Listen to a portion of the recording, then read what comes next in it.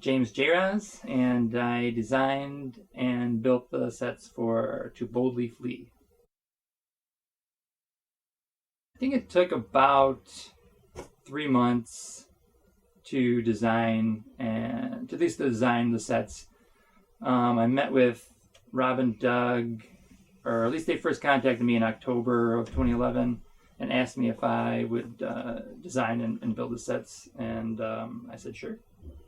And I think I met with them in November, and they took me to the two major locations that they were going to be filming at and told me what they had in mind. And I took some pictures and some measurements and started getting materials ready around that time and started sketching out a few of the designs.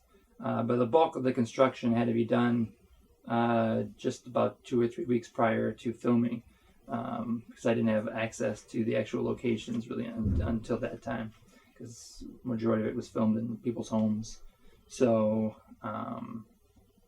yeah, the prep was about 2 months probably, but then the actual construction was about 2 to 3 weeks. I think with at least the last 2-year anniversaries, the year 2 and year 3, I think a bulk of it was filmed outdoors, which causes a lot of problems. Like with weather restrictions, I think they probably took that into account.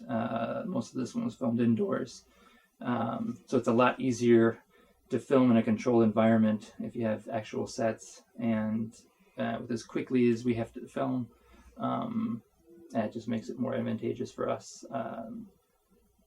So I think that was probably the main reason. That, and it's sci-fi based, so a lot of it was, spaceships and indoor type sets anyway. So the hardest set was probably the Zod and Turtle set. We had one day, I think, to shoot all of that, and it was a new construction, new home, whatever. So it was working with. We had to be a little more delicate, I guess, with how we moved around, and we all had to basically just be in our socks. But I remember that being probably a little bit more arduous of a shoot, because we had so much to film in such a short time.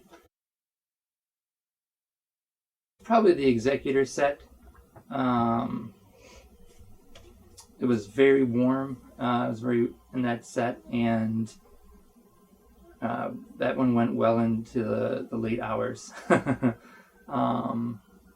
But it was also that was a little more confined, that set too. That was one of the smaller sets. But yeah, that was probably the hardest one. I think my favorite set to film on was the bridge set.